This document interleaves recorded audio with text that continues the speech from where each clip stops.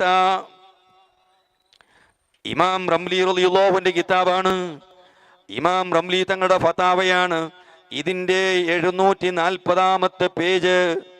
740 പേജിൽ ഇമാം റംലി റളിയല്ലാഹുവിനോട് ചോദ്യമാണ്, മുഹ്യിദ്ദീൻ ശൈഖിനെ വിളിക്കാമോ, അതുപോലെയുള്ള മഹാന്മാരെ വിളിക്കാമോ എന്ന് ചോദിച്ചപ്പോൾ, റസൂലുള്ളാഹിനെ വിളിക്കാമോ യാ റസൂലല്ലാഹ്, അല്ലെങ്കിൽ യാ ശൈഖ് ഫുലാൻ നിങ്ങൾ വിളിക്കാമോ എന്ന് ചോദിച്ചപ്പോൾ മഹാനായ ഇമാം റംലി റളിയല്ലാഹു അൻഹു പറഞ്ഞു, ബി അന്നൽ ഇസ്തിഗാസത ബിൽ അംബിയാഇ വൽ മുർസലീന, അംബിയാക്കളോട് സഹായം തേടി അവരെ വിളിക്കുന്നത്, വൽ ഔലിയായി, മഹാന്മാരായ മുഹ്യിദ്ദീൻ ശൈഖ് റളിയല്ലാഹു അൻഹുവിനെ പോലെയുള്ള, അജ്മീർ ഖാജ തങ്ങളെ പോലെയുള്ള ഔലിയാക്കളെ മുഹ്യിദ്ദീൻ ശൈഖ് എന്നിങ്ങനെ അവരെ വിളിക്കുന്നത്, വൽ ഉലമായി വസ്വാലിഹീന, സ്വാലിഹീങ്ങളൊക്കെ വിളിക്കുന്നത് ജായിസത്തുൻ, അത് അനുവദനീയമാണ്, അത് ശിർക്കല്ല.